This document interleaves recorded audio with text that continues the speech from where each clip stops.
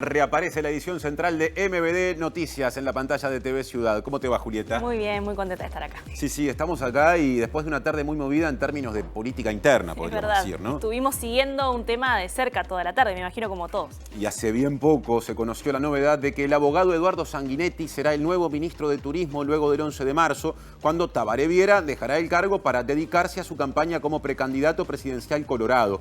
Eduardo Sanguinetti es asesor legal del actual ministro y sobrino del expresidente Julio María Sanguinetti. La proposición del sector ballistas fue aceptada por el presidente de la República luego de una jornada de intensas discusiones en la interna colorada en relación a este relevo en el gobierno. Más temprano, Julio Luis Sanguinetti debió rechazar el cargo a pesar de ser propuesto por su padre, el expresidente Sanguinetti, dado que el ministro Tabaré Viera amenazó con no renunciar si se promovía la candidatura para el Ministerio de Turismo de Julio Luis Sanguinetti. Y esa no renuncia hubiera dejado sin precandidato presidencial al sector ballistas. Todo eso estuvo en juego en esta jornada y en un rato Eduardo Botinelli hablará a propósito de estos y otros hechos de la interna del Partido Colorado. Pasaron más cosas y ahora verán los titulares.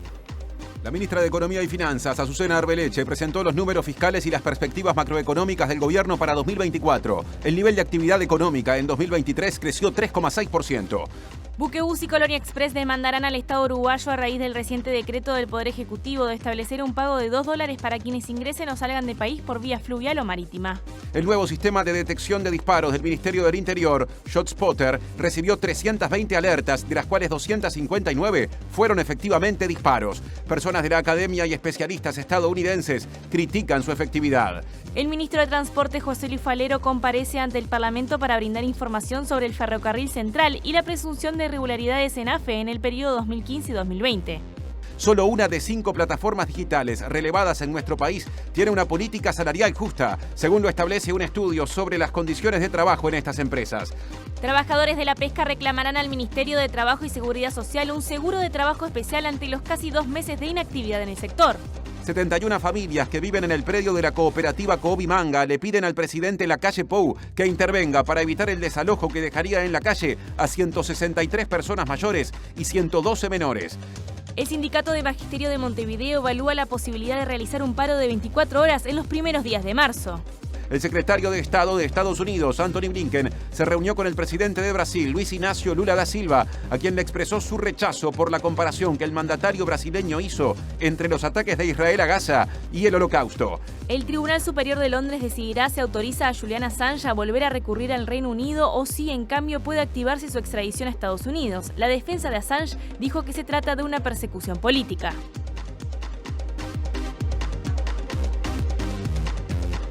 Gracias por acompañarnos en esta tarde. Les recordamos que además de la pantalla de TV Ciudad nos pueden seguir en sus dispositivos móviles mediante la página web tvciudad.uy y también estamos en vivo por YouTube. Ahora sí, la recorrida por los móviles con Martín Rodríguez. Y sigue habiendo actividad parlamentaria durante este verano y ese es el tema del adelanto de los 2 móviles o de uno de los 2 móviles que presento a continuación. Diego Martini, ¿cómo te va?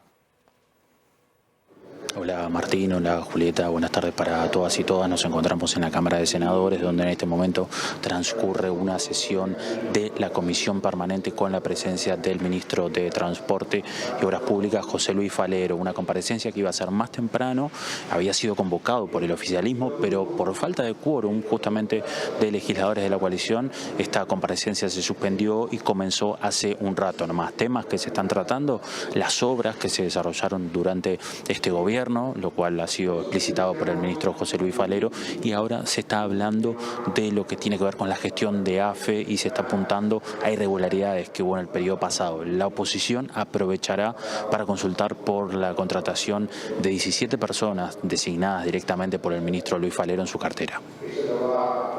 De la Guada El Cordón aparece Martín Duarte, que también tiene adelanto para hacer desde el segundo móvil de hoy. ¿Cómo te va, Martín? Martín, Julieta, buenas tardes para todos y todas. Estamos en la zona del Cordón, como bien decías, más precisamente en Arenal Grande y Mercedes. A nuestras espaldas es el espacio Colabora, que la Intendencia de Montevideo va a estar inaugurando en algunos minutos. Concretamente son distintas salas de trabajo, de reuniones pensadas en la demanda que tienen muchas veces las organizaciones sociales y también la población estudiantil universitaria para generar reuniones, encuentros, conferencias. Esto va a estar disponible entre las 9 y las 21 horas. En un ratito venimos con algo más de información y la inauguración de este nuevo espacio que se suma justamente a la capital. Lo decía hace unos minutos Diego, la no comparecencia de José Luis Falero, el ministro de Transporte, esta mañana, que se está efectivamente haciendo en este momento, fue a raíz de la falta de quórum de legisladores oficialistas. Esto generó polémica entre los parlamentarios. Vamos a ver qué se dijo.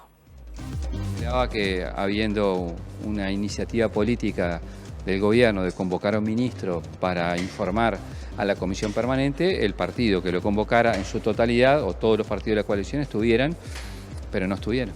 Había 7, empezó la sesión, íbamos llegando los demás y antes que llegáramos se fueron para que se levantara. ¿Y para qué? Y para que ustedes hicieran nota y se supiera que algunos no estábamos en sala. Yo me hago cargo de mis 5 minutos tarde. Empezamos con el desarrollo informativo priorizando la agenda económica, porque la ministra de Economía y Finanzas, Azucena Arbeleche, dijo que el año pasado en Uruguay el crecimiento económico llegó a 3,6% y la inflación estuvo en 4,9%. Durante la presentación de las perspectivas fiscales y las perspectivas también macroeconómicas para 2024, Arbeleche aseguró que en 2023, que en el último año, hubo más de 37.000 personas empleadas. En su exposición destacó que hubo un fuerte crecimiento del empleo y del salario y una baja de impuestos. La jerarca aseguró que se superó el empleo perdido en el quinquenio anterior y la pandemia. En esa línea agregó que entre 2019 y 2023 hay 76.100 ocupados más. Estamos 3,6% por encima de lo que era el nivel en 2019. Este número es consistente con la proyección que en este momento tenemos para lo que fue el 2023, que es de 0,5% del producto. En el 2023 se crearon 37.000 personas más trabajando.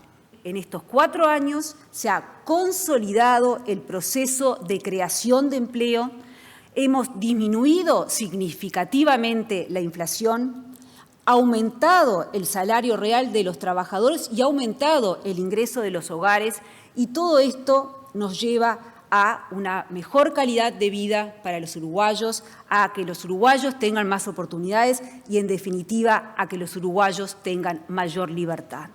Arbeleche presentó las líneas de la situación fiscal en 3 ejes. Manejo fiscal ordenado, con baja de impuestos y aumento de gastos.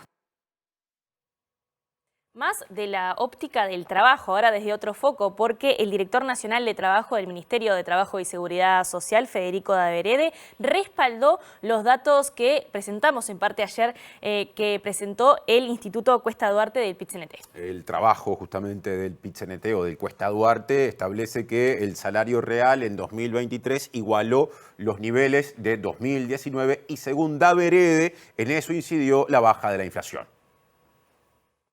En la recuperación salarial sí, que se recuperó el salario sí.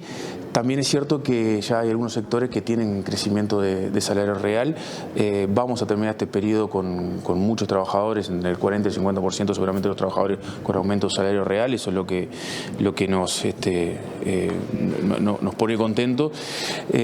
También hay otros factores que inciden, ¿no? Tener una inflación baja también ayuda al trabajador en el momento de ir a hacer las compras. Eso es lo que todos entendemos cuando decimos, bueno, ahora el dinero rinde, ¿no? Es decir, un salario que viene aumentando por encima de la inflación y que bueno, que eso indudablemente es el beneficio para los trabajadores en el día a día cuando van al supermercado o al almacén de la esquina a hacer las compras y que el dinero le rinda, que es lo más importante. Consultado por el conflicto planteado por los trabajadores de la pesca, Daverede dijo que se están buscando soluciones concretas para los obreros del sector. El problema de la pesca es mucho más integral o mucho más abarcativo que simplemente el tema laboral. Nosotros con el tema del sindicato sindicato. Nosotros nos estamos ahora por encarar una ronda de negociación colectiva. Ellos, el convenio se le vence ahora en abril, sin perjuicio que el sector empleador los denunció los convenios, con lo cual cayeron. Pero bueno, ahora nos aprestamos en el mes de abril a empezar una ronda de negociación colectiva, que lo que pretendemos es que, bueno, tratar de ordenar desde el punto de vista laboral, de las relaciones laborales, por lo menos ese aspecto de todo el problema de la pesca. Otro asunto, seguridad. El Ministerio del Interior presentó los datos de la aplicación ShotSpotter, el nuevo sistema que utiliza desde diciembre del año pasado para detectar disparos. Se trata de un sensor que detecta, o su intención es detectar disparos en tiempo real, y según el Ministerio del Interior hasta este momento se detectaron 320 alertas, de las cuales 259 fueron efectivamente disparos. Los mismos están colocados con sensores en techos y columnas en 2 zonas de Montevideo seleccionadas en base a denuncias e información con la que el Ministerio contaba. Se captan los momentos exactos en que se producen los disparos y abarcan 2 cuadrantes diferentes, uno de 7 kilómetros cuadrados y otro de 5 kilómetros cuadrados. Los sensores están conectados a un software instalado en el centro de comando unificado y allí un agente determina mediante el sonido si se trata de disparos u otro tipo de estruendo como bombas de pirotecnia, por ejemplo. También determina si se trata de un disparo de arma corta o larga. El director general del Centro de Comando Unificado, Gabriel Lima, explicó que hasta ahora se registraron 320 alertas y que 259 de ellas fueron por disparos. Dentro de esas 259, 25 fueron una ráfaga, 233 fueron disparos confirmados por el software y 56 por alguna cámara que mostró los disparos. 31 casos fueron falsos positivos. Este sistema nos ha permitido detener a muchos individuos con el uso de armas de fuego.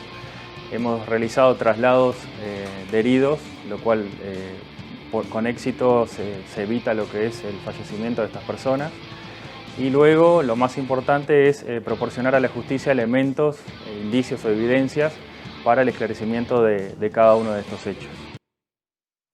Y esta tecnología que presentó el Ministerio del Interior es utilizada en más de 90 ciudades en Estados Unidos. Sí, pero ocurre que personas de la academia y también especialistas de ese país cuestionan su efectividad y han alertado sobre las consecuencias del uso de este tipo de dispositivos, en particular en lo que hace a las poblaciones más vulnerables. El abogado, defensor público y académico de diversas universidades de Estados Unidos, Harvey Gee, elaboró un artículo en el que critica el uso de la tecnología ShotSpotter. Señala que un análisis reciente del Centro de Justicia MacArthur de Chicago concluyó que no hay evidencia de que ShotSpotter reduzca la delincuencia. Un estudio que dicho centro realizó mediante el acceso a datos protegidos muestra que de las veces que se utilizó la tecnología del 1 de julio de 2019 hasta el 14 de abril de 2021, el 86% de los despliegues policiales a través de esta herramienta no evidenciaron ningún delito y que más de 40.000 utilizaciones del ShotSpotter directamente no concluyeron en ninguna investigación. Además, el estudio indica que esta tecnología, que califica de poco confiable, aumenta los despliegues policiales y la probabilidad de que personas inocentes sean arrestadas, detenidas o algo peor, por error. Gee concluye en su artículo que ShotSpotter no solo no contribuye a disminuir la violencia armada, sino que la aumenta mediante la intervención policial. Agrega que para ese propósito son más efectivas las políticas de control y reducción de armas. Por otro lado, el jefe de la División de Ciencias Forenses de la Defensoría Pública del Condado de Cook, Brendan Max, escribió también sobre esta tecnología, pero desde otro enfoque. El abogado señaló que ShotSpotter contribuyó a disminuir la evidencia fidedigna en los procesamientos judiciales. Esto agravó un problema ya presente vinculado a la justicia penal y la ausencia de pruebas sólidas, que finaliza en una mayor criminalización de las poblaciones pobres y racializadas. Otro tema, aunque en algún punto vinculado, el Banco de Previsión Social y la Asociación de Familiares de Víctimas de la Delincuencia, ASFAVIDE, firmaron un convenio por el cual el BPS le cede en comodato un local a ASFAVIDE para que allí funcione justamente esta organización en tanto sede y para que ese espacio también sea utilizado por el colectivo Mujeres de Negro. Y según la presidenta del organismo, ha aumentado las personas víctimas de la delincuencia. Para nosotros implica una muy grande importancia de que ASFAVIDE pueda reafirmar este comodato para seguir atendiendo a las víctimas, ¿no? Nosotros desde 2014 que estamos aquí, antes era el Ministerio del Interior, BPS y ASFAVIDE. ahora lo hacemos directamente con BPS. También quiero agradecerle al señor Martinelli, que pudo también reafirmar esto un poco, ¿no? Y ayudarnos a que esto sea posible volver a firmar otro comodato, ¿no? ¿Ha aumentado la cantidad de personas que se acercan? En este momento sí, porque ya le digo, tuvimos que incorporar dos psicólogos más a la atención. ¿A qué responde eso de que han aparecido más personas? Y bueno, a tantos delitos, ¿no? Que todos sabemos que están pasando cosas y bueno, hay muchos más delitos también, ¿no? Mantener formalmente la colaboración que mantenemos ambas instituciones desde el 2014. Este contrato estaba vencido y ahora estamos renovándolo, o sea que formalmente le damos la tranquilidad que sustancialmente estaba de que van a seguir utilizando este inmueble del Banco de Previsión Social como sede para las actividades de Favide. O sea que para nosotros es un momento de satisfacción poder darle a un inmueble que no tiene un uso específico por parte del banco, un destino tan interesante y tan útil como es el que Afavide acá preste asistencia a las víctimas. Cambiamos de tema y hablamos de las próximas elecciones, las más recientes. Las más cercanas. Las más cercanas, ahí va, porque según la encuestadora Cifra, 47% de quienes votarán al Frente Amplio en las elecciones internas optarán o apoyan la precandidatura de Yamandú Orsi, el intendente ya en salidas de Canelones, y el 38% prefiere a la intendenta de Montevideo, Carolina Cose. Pasando al Partido Nacional, la misma encuestadora establece que quienes afirman que van a votar a ese partido se reparten en lo que son las dos principales o primeras preferencias, en un 60% en favor de la precandidatura de Álvaro Delgado y un 24% a favor de la precandidatura de Laura Raffo. La consultora Cifra presentó este martes los resultados de su última encuesta de intención de voto de cara a las próximas elecciones internas del próximo 30 de junio. Entre aquellos que expresan preferencias, los candidatos que ya tenían más apoyo a fines del año pasado, Orsi, Delgado, Cose y Raffo, lo aumentan. Yamandú Orsi encabeza las preferencias con un 24% de votantes, que lo mencionan espontáneamente, seguido por Álvaro Delgado, que reúne el 18%. El tercer lugar aparece Carolina Cose, con el 11% de las preferencias entre todo el electorado, y luego Laura Raffo, con el 6%. Hay pocas menciones a los candidatos del resto de los partidos de la coalición. El 2% prefiere a Robert Silva y otro tanto a Manini, según Cifra. En la interna del Partido Nacional se mencionan también a Gandini, que ya proclamó su candidatura, y a Sartori, que aún no lo hizo. Cuando se les mencionan a los votantes blancos los nombres de los 4 precandidatos que ya definieron su participación en la elección interna del partido, Delgado, Gandini, La Figliola y Raffo, el apoyo a Delgado crece 10 puntos, a 60%. El de Raffo crece también casi 10 puntos, a 24%, y el de Gandini se duplica de 3 a 6%. Entre los votantes frente amplistas, el informe muestra que el 47% de quienes participarán de las internas optaría por Orsi, pero se muestra un aumento de los votantes de Cose alcanzando un 36%. Además, hay un leve aumento en los votantes de Vergara, llegando a 6%, y Lima llega a un 4%. El 5%, en cambio, aún no lo tiene definido. En el Partido Colorado la muestra es muy pequeña, pero la mayoría prefiere a Robert Silva como candidato. Y nos quedamos con asuntos vinculados al gobierno y al Partido Colorado, mencionados en portada, porque el abogado Eduardo Sanguinetti será el nuevo ministro de Turismo a partir del 11 de marzo, luego del 11 de marzo, cuando el actual ministro Tabaré Viera dejará el cargo para dedicarse a la campaña electoral como precandidato presidencial colorado. Es a quien vemos allí en el centro de la foto, y el sector vallistas informó acerca de esta designación a través de la red social X, expresando que ofrecieron a Eduardo Sanguinetti para ese cargo y que esto fue aceptado por el presidente de la República. Eduardo Sanguinetti es, de momento, asesor legal del ministro Tabaré Viera y además sobrino segundo del expresidente Julio María Sanguinetti. Y les comentamos que antes de la designación del próximo ministro de Turismo, Julio Luis Sanguinetti rechazó ese cargo a pesar de que lo había propuesto su padre, el expresidente Julio María Sanguinetti. Y según averiguó MBD Noticias, el ministro Tabaré Viera amenazó con no renunciar si se promovía a Julio Luis Sanguinetti, y este tuvo que rechazar la designación, ya que en ese caso el sector vallistas se hubiera quedado sin precandidatura presidencial.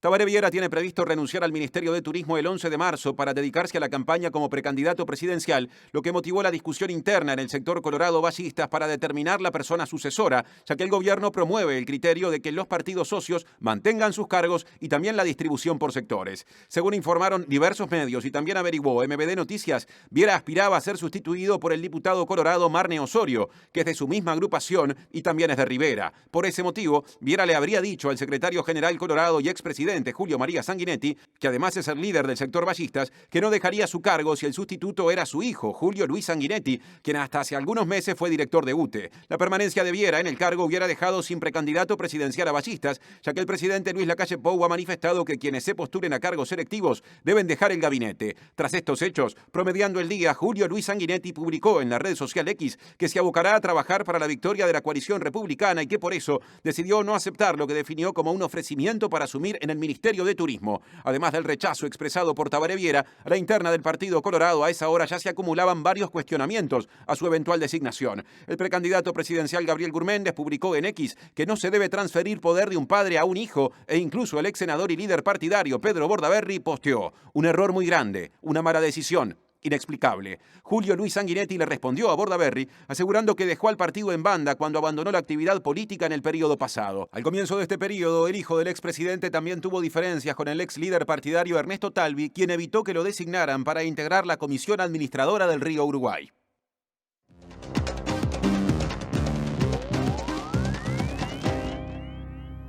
Hay formas y formas de estar en la agenda. Todo esto de lo que venimos hablando le hace bien o mal al Partido Colorado. ¿Es mejor que se hable o hay que preguntarse, en todo caso, cómo se habla y cómo eso puede repercutir en las aspiraciones de un partido que se va a presentar naturalmente a las próximas elecciones? De eso habla a continuación Eduardo Botinelli en la columna de análisis político de hoy. ¿Cómo te va, Eduardo? ¿Qué tal, Martín? ¿Cómo estás?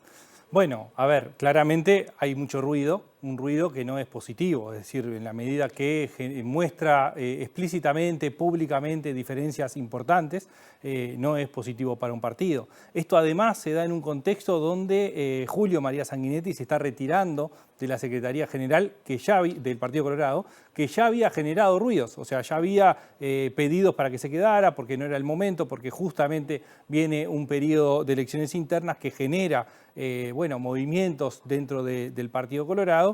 Y al mismo tiempo empiezan las elecciones internas, empiezan las campañas de las elecciones internas y cualquier movimiento que se hace en términos de sustitución de cargos afecta o beneficia a alguna candidatura en términos de posicionamiento de figuras cercanas, de apoyos de esas figuras que tienen notoriedad por el puesto que ocupan, por el manejo de recursos económicos o incluso las diferencias que hay por las formas en que se decide o se llevan adelante esta sustitución. Entonces todo esto va generando ruido interno del Partido Colorado, que además es el partido que está presentando más candidaturas, es decir, por lo tanto, más fraccionamiento interno. Sí, por ahora 6, sin que todavía esté cerrada la posibilidad de una séptima candidatura. La ex subsecretaria del Ministerio de Relaciones Exteriores, Carolina H., de alguna forma hay quienes dicen, teniendo contacto directo, que está evaluando esa posibilidad, lo que agregaría una postulación más para un partido, como decías, con un nivel de intención de voto bastante bajo. Metiéndonos ya directamente en la interna, todo esto que pasó hoy deja al descubierto un juego de afinidades, pero también de distanciamientos en el Partido Colorado. Bueno, sí, el Partido Colorado está en una reconfiguración interna. Si nosotros miramos lo que fue 2019, en 2019 el Partido Colorado tuvo 4 precandidaturas, hubo 3, digamos, que fueron relativamente exitosas en el sentido de que llevaron adelante listas al Senado y a diputados con cargos ocupados, donde estaba, por un lado, Vallistas y la lista 15, con la candidatura de Julio María Sanguinetti, que después llevaron el sublema Vallistas Unidos, estaba Ciudadanos con Talvi y apareció en aquel momento como novedad la tercera vía del ex fiscal Subía. Bueno, eso es lo que pasó. Ahora empezó a reconfigurarse en la medida que Talvi salió, que Sanguinetti no participa más y nos encuentra un 2024 con 6 candidaturas. Esas 6 candidaturas permanecen, digamos, algunos apoyos, se abren otros y se dividen sectores. Es decir, aparece la tercera vía de Subía sigue estando, sí. Es decir, sigue presentando la candidatura. Ciudadanos aparece con la candidatura de Robert Silva y aparece la lista 15 apoyando la candidatura de Gurméndez. Una nueva agrupación que no es escisión directamente, o por lo menos directamente en este sentido, en que no hay una división, es la que formó Guzmán Acosta y Lara, Viento de Cambio, y aparece, sí, Ballistas, con una separación en los términos de apoyo. Aparece, por un lado, el primer diputado de Montevideo, Conrado Rodríguez, que apoya la candidatura de Gurméndez. Julio María Sanguinetti y Ballistas impulsando la candidatura de Tabaré Viera, y aparece Julio Luis Sanguinetti apoyando la candidatura de Andrés Ojeda. Claro. Entonces, ahí hay también, no solamente la interna del Partido Colorado, sino la interna de Ballistas, sufrió transformaciones en términos de los apoyos que impulsaba o las candidaturas que impulsaba. Entonces, claramente esto se está dando mientras se dan transformaciones adentro del Partido Colorado y también dentro de Ballistas. Entonces, en esto que hemos hablado muchas veces, de que cómo el sistema está estructurado de una forma que necesita la competencia interna, por un lado, porque la instancia implica justamente una elección interna, pero con una necesaria cooperación posterior de todo el partido. Y esa tensión hoy en día en el Partido Colorado aparece con ruido. Un comentario y una pregunta para el final. El comentario es que hay quienes dicen que efectivamente la cercanía de Julio Luis Sanguinetti con Ojeda hizo que Tabaré Viera, diciéndolo fácilmente, vetara a Julio Luis Sanguinetti como sucesor en el Ministerio de Turismo, generando toda esa discusión que llevó varias horas en la jornada hasta que el nombre de Eduardo Sanguinetti terminó resolviendo por lo menos lo que hace a la designación. Habrá que ver cómo quedan las heridas hacia adentro. Segundo elemento, ahora sí la pregunta. Que un gobierno como el de la calle Pou, que ha establecido el criterio de que con los socios de la coalición los cargos deben mantenerse en el sentido de la pertenencia partidaria y sectorial, y que por ende debió esperar que todo esto se resolviera para confirmar, aunque lo hizo el sector, no el gobierno todavía, que Eduardo Sanguinetti será el próximo ministro. ¿No termina de algún modo entreverado, salpicado por estas cuestiones que debe esperar que se resuelvan para poder designar nada menos que alguien que va a integrar un gabinete? Bueno, en la medida que no hay reglas, o sea, que se rompen reglas de juego, no necesariamente afecta al gobierno. Sí, obviamente, todos los ruidos que tienen que ver con el gobierno hacen a la gestión, hacen a cómo se toman las decisiones. No fue siempre igual. Sobre todo adentro del Partido Nacional ha habido incluso ruidos en el último tiempo por los cambios que va a haber y quiénes van a ser quienes sucedan en el cargo a integrantes de algunos sectores del Partido Nacional o cómo se fue dando la sustitución. Pero esto creo que no genera ruido en el sentido de que las reglas de juego se mantienen. Bien, Eduardo, muchas gracias por la columna de hoy. Te esperamos la semana que viene. Nos vemos el miércoles que viene. Sigue Julieta y creo que salimos del estudio. Así es, Martín, porque hay movilización, hay actividad en el Parlamento y allí se encuentra Diego Martín y en estos momentos está compareciendo el ministro de Transporte, José Luis Falero.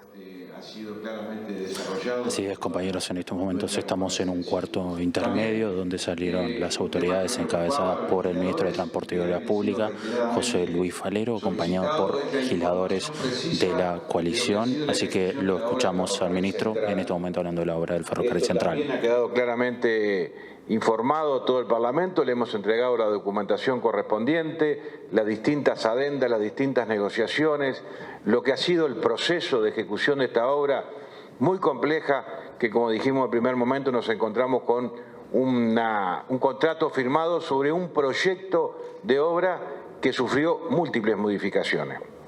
Simplemente a título de ejemplo, cuando se preveían 250 expropiaciones, terminamos expropiando 1.029 padrones.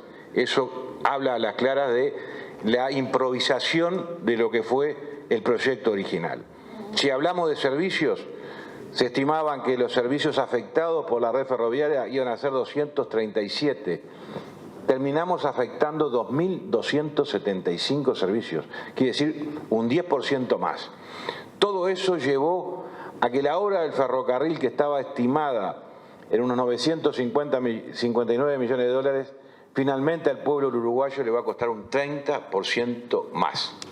¿Por qué? Porque sucedieron una serie de situaciones que no estaban previstas, un contrato apresurado, un proyecto no terminado y con muy poco detalle.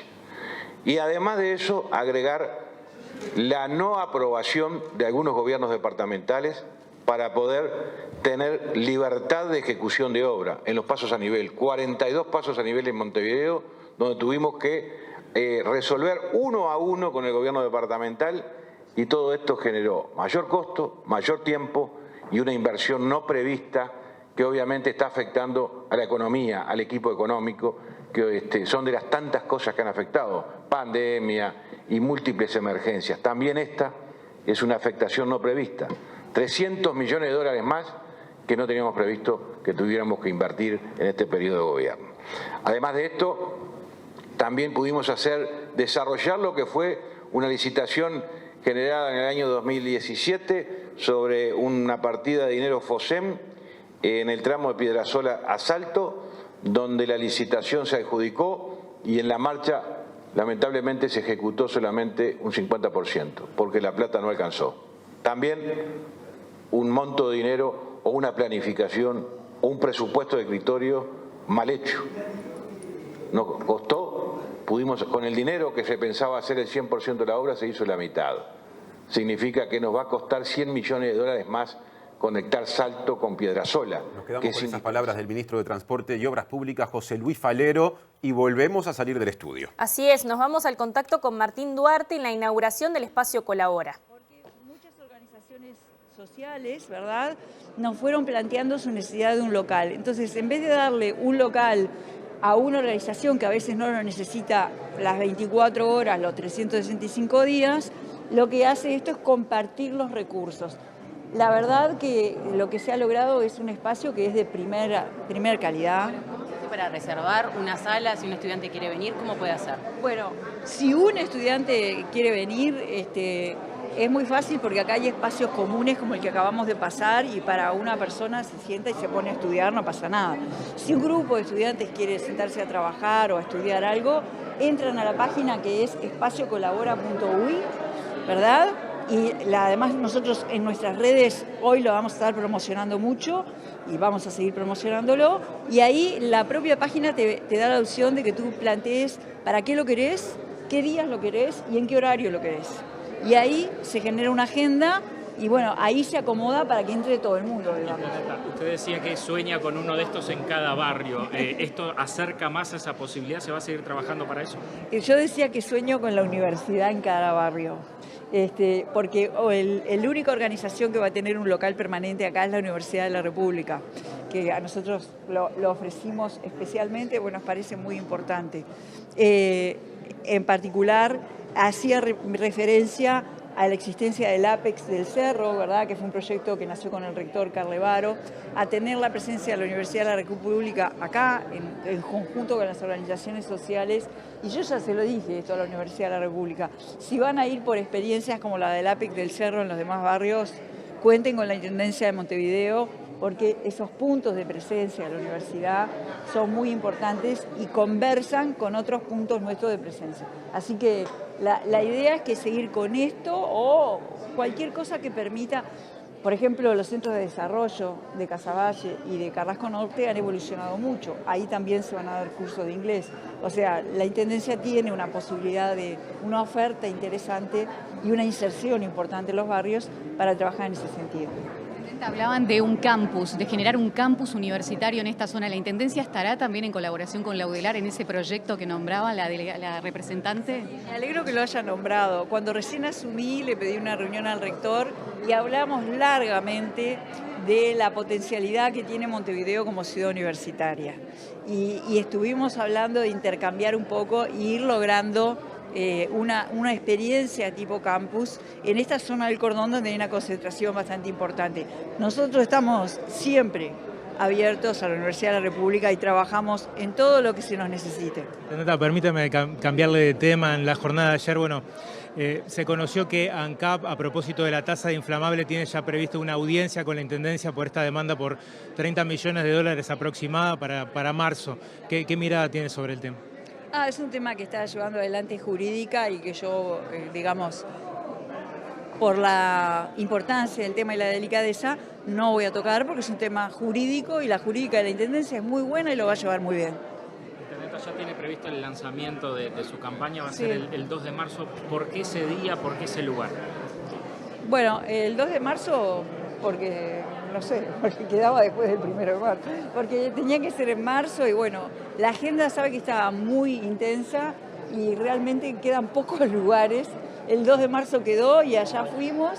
Se coordinó esto en el espacio de coordinación que tenemos los precandidatos y va a ser en Villa Española. Es un barrio muy querido para mí, que lamentablemente ahora está pasando por un fenómeno desgarrador de seguridad y de violencia. Así que para mí ir ahí también es un gesto. Le preguntaba porque del 2 de marzo también habla el presidente, va a ser su último Carolina Cose en la inauguración de este espacio nuevo que promueve justamente la Intendencia de Montevideo. Muy bien, nos quedamos con esas imágenes, cerramos el móvil, por favor. Y estamos llegando al final del bloque inicial de la edición de hoy. Así es, por favor, espérennos, que en unos minutos ya regresamos con más MD Noticias.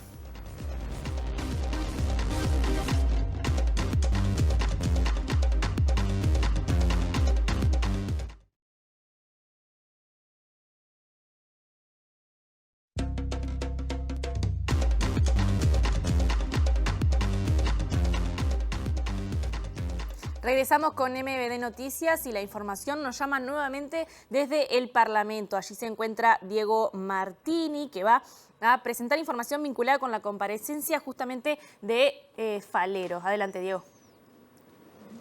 Bien, compañeros, como escuchábamos hace un rato, teníamos la palabra del ministro de Transporte, José Luis Falero, y ahora está el diputado del Frente Amplio, Carlos Varela, a quien le agradecemos por estos minutos. Bueno, ¿qué va dejando hasta ahora la comparecencia del ministro? Está bien decir qué va dejando hasta ahora, porque nos llamó mucho la atención que en medio del llamado que se hizo a la comisión, y si que culminara la misma, ya se haya dado por parte del ministro y algún diputado opiniones concluyentes sobre esta comisión permanente. Primero, hay temas que ya venimos siguiendo hace mucho tiempo en la Comisión de Transporte, como el tema de vialidad, como el tema del ferrocarril central. Se introduce ahora supuestas irregularidades en AFE, se anuncia una comisión investigadora, lo cual exime de cualquier debate sobre el particular en la comisión, porque no tendría sentido en la medida que habrá una instancia parlamentaria posterior. Sobre lo que se anunció en materia de ferrocarril central y sobre vialidad, tenemos obviamente muchas preguntas, muchas opiniones que vamos a verter ahora en el debate. Puedo adelantar algunas cosas. Por ejemplo, en el ferrocarril central, este gobierno se hizo cargo del 90% de la gestión. El proyecto ejecutivo se ejecutó en esta administración.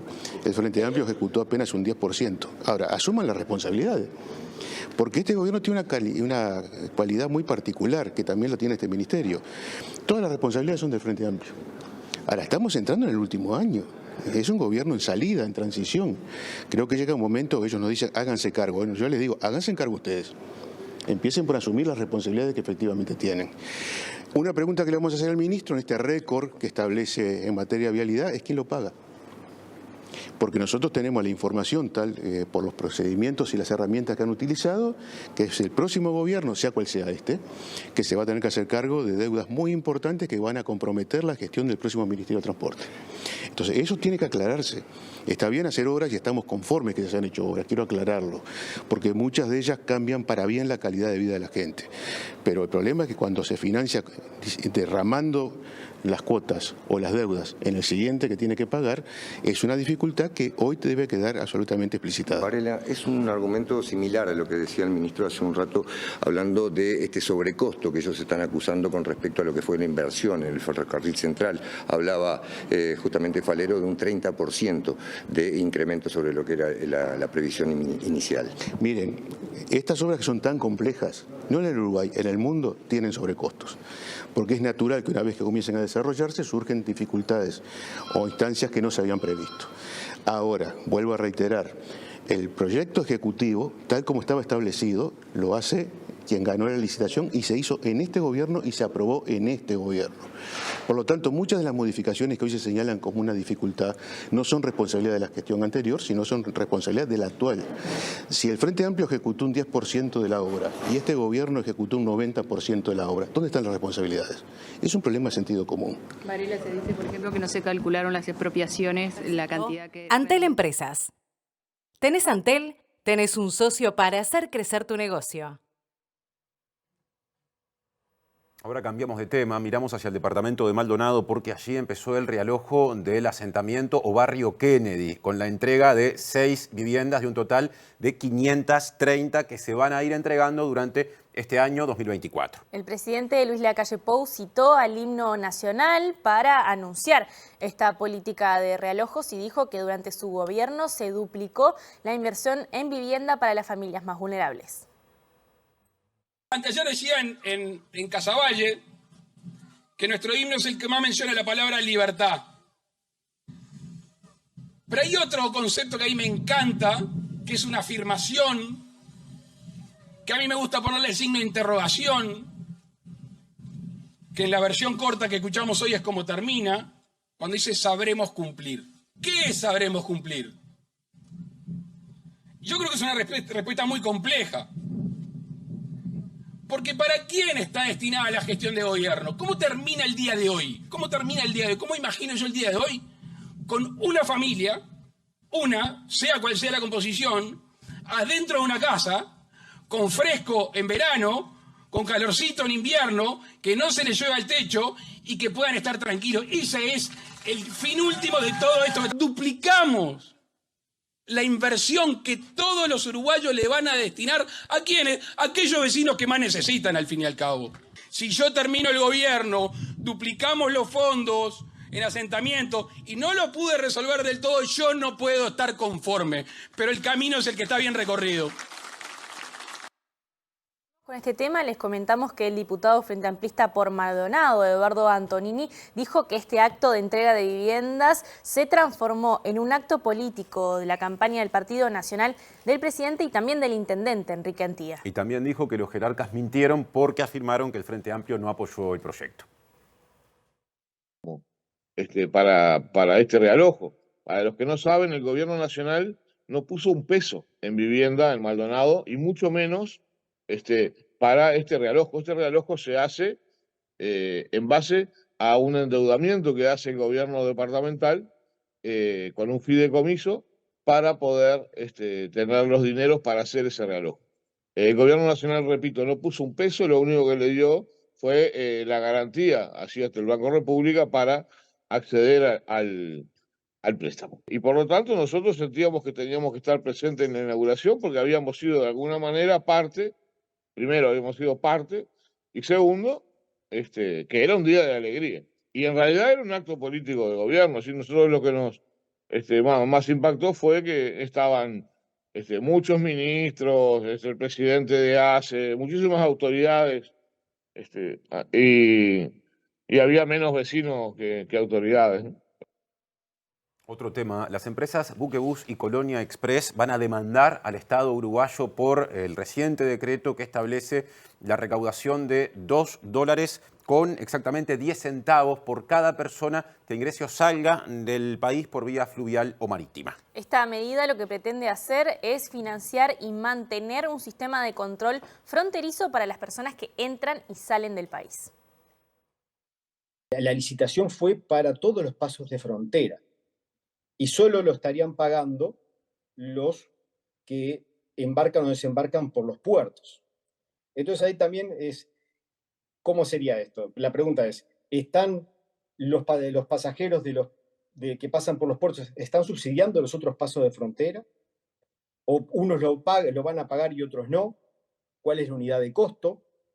¿Cómo se habla este problema con la igualdad ante las cargas públicas? El primer camino y el obvio es un recurso administrativo. El problema que genera esto es que no, por el tiempo que tiene el Estado para resolver, que adelantamos seguramente sea una respuesta negativa, el Estado es difícil que dé el brazo a torcer. Después iríamos a una acción de nulidad ante el Tribunal de lo Contencioso Administrativo. Estos serían los fundamentos, básicamente, que puede tener. Pero demoraría mucho en obtenerse una resolución por este lado, por lo tanto habría que arbitrar otras acciones que son las que estamos analizando, puede ser medidas cautelares, puede ser una acción de amparo, todavía no estamos Y el diputado Frente Amplista Sebastián Maldomir señaló que pedirá un pedido de informes, que elevará un pedido de informes para conocer las razones por las que el Poder Ejecutivo tomó esta decisión. Sí, dijo que se definió de forma irregular, sin discusión en el Parlamento, y anunció que el Frente Amplio convocará a una comisión parlamentaria a la ministra de Economía y Finanzas, Azucena Arbeleche, y al ministro del Interior, tratándose de un asunto de seguridad, Nicolás Martinelli. Queremos preguntarle al Ministerio de Economía particularmente por qué se evitó enviar un proyecto de ley para crear esta tasa de control fronterizo y se hizo un decreto de alguna manera un tanto irregular, porque como todos sabemos, para crear un impuesto se debería haber mandado un proyecto al Parlamento y que se discuta por parte de todos los partidos y las bancadas qué posición tomar. En cambio, el gobierno lo que optó fue por mandar un decreto firmado por el presidente y por 3 ministros, creando lo que a todas luces es un impuesto, por más que no le llaman de esa forma, le llaman precio por uso de seguridad, digamos, para todos aquellos pasajeros que entren al país o salgan del país por vía marítima o fluvial. Evidentemente tiene varios aspectos que esto deberíamos profundizar. Lamentablemente, al ser enviado por vía de decreto administrativo, todas estas preguntas no pudieron ser evacuadas y por ende nosotros lo que queremos hacer es convocar tanto a la ministra de Economía como al ministro del Interior los fundamentos de por qué se tomó esta vía para crear esta nueva tasa. ¿Es desmedido este aumento o podría darse una suba en una cifra menor? Nosotros entendemos que $2.10 masiva por cada pasaje puede ser una cifra que afecte la actividad turística. De hecho, eso ya lo han dicho algunos operadores como la Cámara de Turismo de Colonia. Independientemente del precio, lo que a nosotros nos parece es que con la vía de este decreto lo que se quiso evitar es la discusión parlamentaria de la licitación internacional que fue la que adjudicó por 10 años el control migratorio fronterizo a una empresa que nunca había tenido ninguna actividad en el Uruguay. Ahora cambiamos de tema. El caso de la mujer condenada a 2 años de prisión en Punta del Diablo, departamento de Rocha, por la comercialización de marihuana en comestibles, sigue generando repercusiones. Y les comentamos que frente a la repercusión que esto generó pública en redes sociales, al rechazo de esta decisión por parte de colectivos y movimientos sociales también, tanto la Fiscalía como la Asociación de Defensores Públicos señalaron que la responsabilidad en este caso es de la ley. La Fiscalía General de la Nación emitió un comunicado en el que explicó la decisión que la fiscal Matilde Matos tomó en relación al caso de una mujer que vendía pequeñas cantidades de marihuana en Punta del Diablo. Según la Fiscalía, la imputada fue sometida a un proceso abreviado teniendo asistencia legal y ella consintió tanto su participación en los hechos como la pena impuesta. Además, desde el Ministerio Público afirman que por ley el delito por el que fue procesada no admite la libertad a prueba, aunque sí la redención por trabajo y estudio. Para concluir, la Fiscalía señala que en el marco del debate sobre la política criminal no debería apuntarse a los fiscales porque estos se dedican a aplicar las leyes votadas por los legisladores. La abogada de la mujer procesada respondió al comunicado en la red social X y rechazó que la cárcel sea lo único que puede ofrecer el acuerdo abreviado. La Asociación de Defensores Públicos, por su parte, emitió un comunicado en el que resaltan que en la mayoría de los casos relacionados con estupefacientes, el ejercicio de la defensa y las estrategias que pueden utilizar se encuentran limitadas como consecuencia de reformas legislativas que implicaron un agravamiento de las penas. En ese sentido, resaltaron el impedimento en la aplicación de alternativas al encarcelamiento para los casos de menor gravedad. Agregaron que muchas veces se juzga el trabajo de la defensa pública cuando en realidad el problema es la rigidez normativa. Entre otras cosas, destacaron también el trabajo que realizan para denunciar cómo el encarcelamiento por delitos no violentos vinculados a drogas en nuestro país afecta especialmente a las mujeres. Presenta Mercado Agrícola de Montevideo, en el corazón de un barrio donde late la ciudad. Mercado de Historias. Mercado de Historia.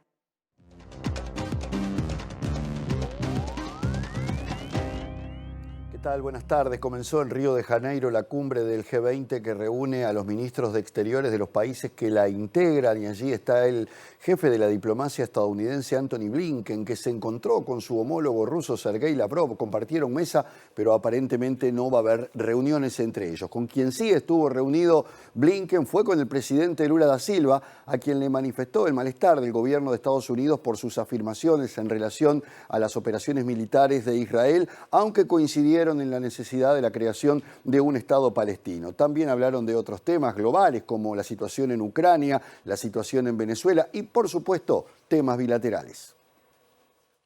El jefe de la diplomacia estadounidense y Lula da Silva tuvieron una conversación sobre la situación de Gaza amplia y franca, según explicaron fuentes del gobierno de Estados Unidos, mientras que la presidencia brasileña señaló en una nota oficial que el mandatario y Blinken coincidieron en la necesidad de la creación de un Estado palestino. Según fuentes estadounidenses, ambos políticos discreparon también sobre Ucrania, dado que Lula habló de buscar una solución diplomática al conflicto desatado por Rusia, pero Blinken estimó que no se dan las condiciones para ello y subrayó el firme apoyo de Estados Unidos a Kiev. Y sobre ese punto, el comunicado oficial de Brasil dice que Lula reafirmó su deseo por la paz y el fin de los conflictos en Ucrania y la Franja de Gaza. La situación de Venezuela también estuvo sobre la mesa después de que se haya confirmado la inhabilitación de la candidata opositora María Corina Machado, donde Estados Unidos espera que Lula utilice su influencia sobre el presidente venezolano Nicolás Maduro para que haya elecciones democráticas en ese país. Tras la reunión, Blinken viajó a Río de Janeiro para participar en la reunión de ministros de Exteriores del G20, donde coincidió con el ministro de Exteriores ruso Sergei Lavrov, aunque no está previsto que haya una cita bilateral con el diplomático, y mañana llegará a Buenos Aires para reunirse el viernes con el nuevo presidente argentino, Javier Milei. El Tribunal Superior de Londres finalizó con la audiencia que llevó 2 jornadas sobre la situación del periodista e informático australiano Julian Assange, y se tomará su tiempo. No dijo la fecha en la que va a decidir si acepta el recurso que ha presentado Assange para seguir en Inglaterra o de lo contrario, finalmente concede la extradición que está pidiendo Estados Unidos. El abogado defensor de Assange es el jurista español Baltasar Garzón, quien dijo que su defendido es un perseguido político y que su vida corre riesgo en los Estados Unidos. Los jueces Victoria Sharp y Adam Johnson se retiraron a deliberar tras concluir este miércoles 2 días de audiencias en las que expusieron sus argumentos la defensa del australiano, que estuvo ausente por enfermedad, y la Fiscalía británica en representación de la administración estadounidense. Estados Unidos reclama a Assange por 18 delitos de espionaje e intrusión informática por las revelaciones de su portal Wikileaks, que en 2010 y 2011 expuso presuntos crímenes de guerra de ese país en los conflictos de Irak y Afganistán. Si los magistrados acceden a su demanda, se iniciará un nuevo juicio de apelación ante la justicia inglesa que podría prolongarse en el tiempo, mientras que si es denegada se activará su entrega a Estados Unidos, en cuyo caso sus abogados ya han dicho que solicitarán medidas cautelares para detenerla al Tribunal Europeo de Derechos Humanos y la apertura de un proceso allí. El jurista español Baltasar Garzón, abogado de Julian Assange, denunció este miércoles que al fundador de Wikileaks lo están matando por ejercer la libertad de prensa y añadió que se trata de una persecución política, afirmando que lo que estamos viendo es una apariencia de legalidad, ya que no ha podido empezar con la defensa porque no lo han dejado. Comienza este jueves en la ciudad brasileña de Foz de Iguazú la Jornada Latinoamericana y Caribeña de Integración de los Pueblos.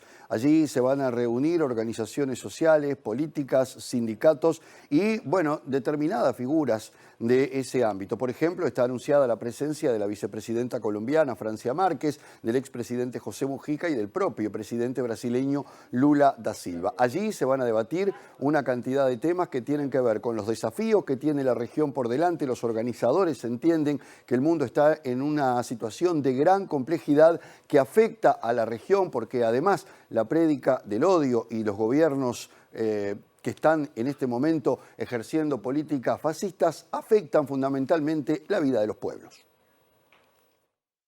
Según los organizadores, la actividad buscará retomar la articulación entre organizaciones populares, movimientos sociales, sindicatos y partidos políticos, en la que participarán Joao Pedro Estédile, Adolfo Pérez Esquivel, Carol Proner, José Mujica y Francia Márquez, entre otros líderes populares latinoamericanos, que se reunirán del 22 al 24 de febrero con más de 1.500 activistas en Foz de Iguazú, en la Triple Frontera. El evento tiene como objetivo debatir el presente y futuro de la integración y soberanía de los pueblos del continente mediante conferencias y mesas de trabajo con diferentes ejes temáticos, además de actividades culturales y políticas. Vamos a juntarnos con todas las organizaciones sociales posibles para hablar e intercambiar sobre los problemas comunes de nuestra América y los caminos hacia el futuro, sostuvo el expresidente uruguayo José Mujica, quien afirmó que a pesar de las diferencias que podamos tener, hay un conjunto de intereses comunes y allí en Foz de Iguazú, donde se juntan las fronteras, vamos a unir unir esperanzas, dijo Mujica sobre el encuentro. Los organizadores destacaron que finaliza un año sumamente complejo para la región y el mundo, que evidencia el nivel de descomposición y violencia que conllevan las crisis del capitalismo, que en la región se manifiestan a través de proyectos ultraliberales y fascistas que se imponen con un discurso de odio, alineados a intereses imperiales y contrarios a los derechos de los pueblos. Presentó Mercado Agrícola de Montevideo, en el corazón de un barrio donde late la ciudad. Mercado de Historias. Mercado de Historia. Un conflicto del que venimos hablando hace tiempo. Actualizamos que los sindicatos de la pesca le reclamarán al Ministerio de Trabajo y Seguridad Social un seguro de paro especial ante los casi 2 meses de paralización en el sector. Habló el presidente del PIT-CNT, Marcelo Abdala, y le reclamó al gobierno una estrategia de pesca adecuada a la situación del país. Venimos dialogando con el Ministerio de Trabajo para que resuelva en lo inmediato un seguro de paro especial que contemple a la gente. Pero acá hay que prender las luces largas, se necesita una estrategia pesquera adecuada para el país. Los empresarios pesqueros han señalado que las altas multas que presenta el sector, sumada a la carga fiscal, tornan inviable sostener el negocio. Sobre el origen de las multas, el secretario del Centro de Maquinistas Navales se refirió en conferencia de prensa. Que hay embarcaciones que son del año 1960 y siguen trabajando. No hay ningún tipo de seguridad laboral para el trabajador. Estamos totalmente desamparados arriba de las embarcaciones, estamos pidiendo para trabajar porque no queremos seguro de desempleo, queremos que los barcos salgan a trabajar. Las multas son multas totalmente por las empresas que corrompen la ley, porque son multas bien realizadas. Otro asunto, pero también vinculado al trabajo. Así es, ahora les comentamos que solo una de 5 plataformas digitales relevadas en nuestro país tiene una política salarial justa, según un estudio de Fair Work, una organización internacional que estudia las condiciones laborales de estas empresas. Y la organización justamente empezó a evaluar en el año 2018 a plataformas como Soy Delivery, Pedidos Ya y Rappi. Es un proyecto que arrancó en el año 2018, en Uruguay recién lo ejecutamos en el año 2023, por ende ya venimos con mucha información de lo que ocurre en otros países y muchas de las empresas que nosotros evaluamos aquí en Uruguay, que son multinacionales, también fueron evaluadas en esos otros países. Por ende ya teníamos las primeras informaciones y también los primeros datos sobre las condiciones de trabajo en esos países y por ende era muy intuitivo que se extendieran casi que conclusiones similares en nuestro país. Sí nos sorprendió en el caso de la plataforma Soy Delivery porque es una plataforma uruguaya donde no teníamos información y como ustedes habrán podido ver del propio informe que ahora está publicado, es la plataforma que sacó muchos más puntajes en relación a los principios de trabajo justo, que es lo que nosotros evaluamos en este proyecto junto con la Universidad de Oxford. ¿Qué otros datos se pueden evidenciar? Porque se trabajó en 5 puntos. Sí, se trabaja en base a 5 principios. Un primer principio que es el del pago justo, que tú hacías referencia. Un segundo principio que se refiere a los contratos justos. Otro principio se refiere a las condiciones justas. Un cuarto principio sobre la gestión justa y el último principio sobre la representación justa. Otra vez cambiamos de tema. La Comisión Técnica Mixta de Salto Grande otorgó en el año 2021 una concesión a una empresa cuyos inversores son investigados por la justicia paraguaya por una estafa millonaria. Los involucrados estaban asociados a la empresa Cujó, sociedad anónima, que iba a estar a cargo de la construcción de un hub logístico y de un puerto de barcazas.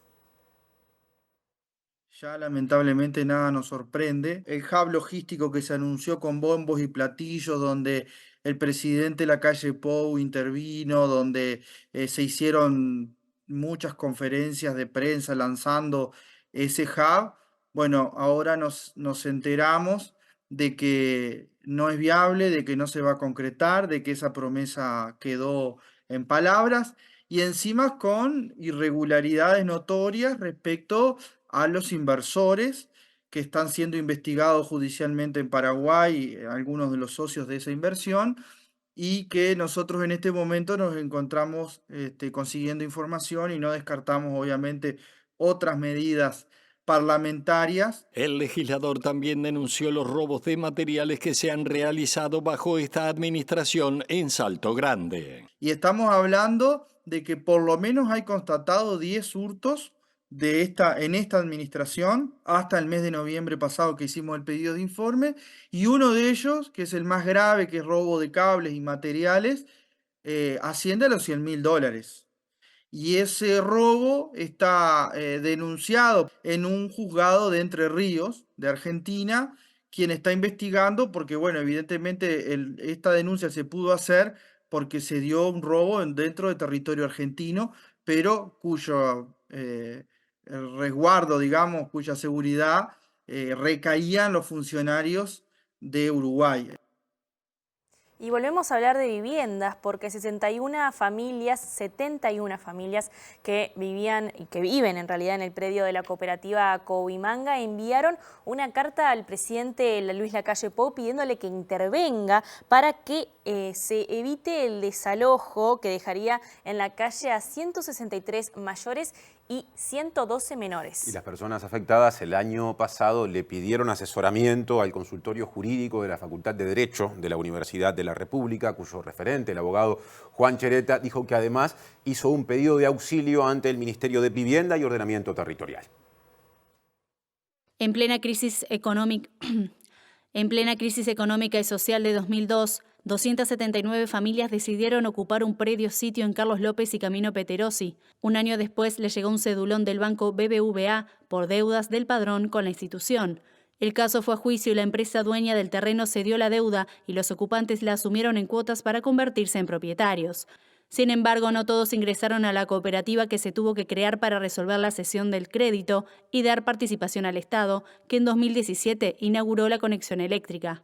Lo que acá surge, y es bueno destacarlo, y resaltarlo, es la obligación del Estado cuando se producen desalojos forzosos, no importa la causa, la obligación del Estado de garantizar el derecho a la vivienda de las personas. Por lo tanto, lo que persigue esa carta que los vecinos presentaron al presidente es la búsqueda de una solución habitacional que no deje a todas estas familias en la calle. Son todos ocupantes que ingresaron juntos, lo que pasa es que algunos formalmente ingresaron a la cooperativa y hoy están tomando el lugar que ese juicio original dejó para desalojar a sus vecinos. En el caso de estos vecinos hay algunos que eventualmente podrían sumarse a la cooperativa y pagar la cuota que hoy exige la cooperativa, pero hay muchas otras familias que están desempleados o que no tienen un trabajo formal que les permita pagar la cuota, por lo tanto no están en condiciones ni siquiera de sumarse a la cooperativa. Ya estamos casi en la despedida, en un ratito vendrá la bajada, antes el pronóstico del tiempo. Vamos a ver qué nos espera en los próximos días en Montevideo y área metropolitana. Mañana, jueves 22 de febrero, una mínima de 19, una máxima de 31. Va a estar algo nuboso, pero seguimos con este calor. Sí, y a esas nubes que ven en el pronóstico, o no, en la representación gráfica, digamos, del pronóstico del viernes 23 de febrero, vayan agregándoles alguna gotita, porque se esperan precipitaciones y tormentas por la mañana y también por la tarde del viernes, neblinas incluso también de mañana, pero mejorando por la noche. No será el mejor de los viernes, que para capital y cercanías tiene prevista una mínima de 21 grados y una máxima de 29. Pero el tiempo se apiada el sábado 24 de febrero, porque va a ser fin de semana y según Inumet no hay probabilidades de lluvia, probabilidad nula de lluvia. Va a haber una mínima de 19 y una máxima de 25. Muy bien, con esta mirada ya casi que hasta el fin de semana, o por lo menos a la primera mitad del fin de semana, cerramos esta edición que, a no apurarse, es de día miércoles. Es verdad. Nos quedan unos días más, es verdad. Y nos reencontramos mañana a las 19 horas. Recuerden que ahora va a estar Lado B. Así que a quedarse en la pantalla de TV Ciudad. Que pasen lindo. Hasta mañana. de Economía y Finanzas, Azucena Arbeleche, presentó los números fiscales y las perspectivas macroeconómicas del gobierno para 2024. El nivel de actividad económica en 2023 creció 3,6%. Buquebus y Colonia Express demandarán al Estado uruguayo a raíz del reciente decreto del Poder Ejecutivo de establecer un pago de $2 para quienes ingresen o salgan del país por vía fluvial o marítima. El nuevo sistema de detección de disparos del Ministerio del Interior, ShotSpotter, recibió 320 alertas, de las cuales 259 fueron efectivamente disparos. Personas de la academia y especialistas estadounidenses critican su efectividad. El ministro de Transporte, José Luis Falero, comparece ante el Parlamento para brindar información sobre el ferrocarril central y la presunción de irregularidades en AFE en el periodo 2015 y 2020. Solo una de 5 plataformas digitales relevadas en nuestro país tiene una política salarial justa, según lo establece un estudio sobre las condiciones de trabajo en estas empresas. Trabajadores de la pesca reclamarán al Ministerio de Trabajo y Seguridad Social un seguro de trabajo especial ante los casi 2 meses de inactividad en el sector. 71 familias que viven en el predio de la cooperativa Coobimanga le piden al presidente Lacalle Pou que intervenga para evitar el desalojo que dejaría en la calle a 163 personas mayores y 112 menores. El Sindicato de Magisterio de Montevideo evalúa la posibilidad de realizar un paro de 24 horas en los primeros días de marzo. El secretario de Estado de Estados Unidos, Anthony Blinken, se reunió con el presidente de Brasil, Luis Ignacio Lula da Silva, a quien le expresó su rechazo por la comparación que el mandatario brasileño hizo entre los ataques de Israel a Gaza y el Holocausto. El Tribunal Superior de Londres decidirá si autoriza a Julian Assange a volver a recurrir al Reino Unido o si, en cambio, puede activarse su extradición a Estados Unidos. La defensa de Assange dijo que se trata de una persecución política.